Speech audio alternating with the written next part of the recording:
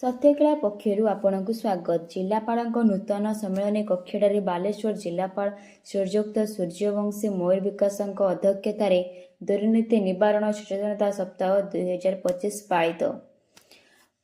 ଏହି ପରିପ୍ରେକ୍ଷୀରେ ଜିଲ୍ଲାସ୍ତରୀୟ ସଚେତନତା ସଭା ଅନୁଷ୍ଠିତ ହୋଇଯାଇଛି।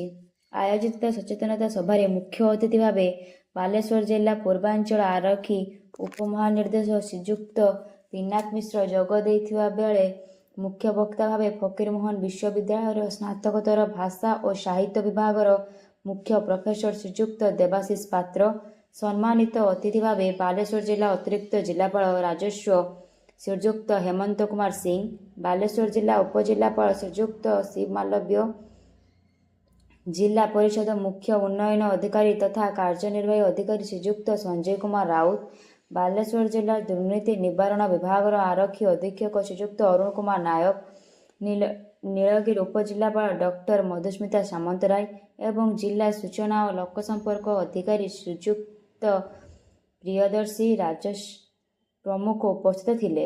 ବାଲେଶ୍ୱର ଜିଲ୍ଲା ଦୁର୍ନୀତି ନିବାରଣ ବିଭାଗର ଆରକ୍ଷୀ ଅଧୀକ୍ଷକ ଶ୍ରୀଯୁକ୍ତ ଅରୁଣ କୁମାର ନାୟକ ଦୁର୍ନୀତି ଓ ଦୁର୍ନୀତି ନିବାରଣ ସଚେତନତା ନିମନ୍ତେ ଚଳିତ ମାସ 27 ତାରିଖ ଠାରୁ ଆସନ୍ତା ନଭେମ୍ବର ମାସ 2 ତାରିଖ ପର୍ଯ୍ୟନ୍ତ ବିଭିନ୍ନ ପ୍ରତିଯୋଗିତା ଚାଲୁ ରହିବା ସଙ୍ଗେ ସଙ୍ଗେ ଜିଲ୍ଲାଠାରୁ ଗ୍ରାମରେ ମଧ୍ୟ ସଚେତନତା କରାଯାଉଥିବା ସମ୍ପର୍କରେ ଅବଗତ କରିଥିଲେ।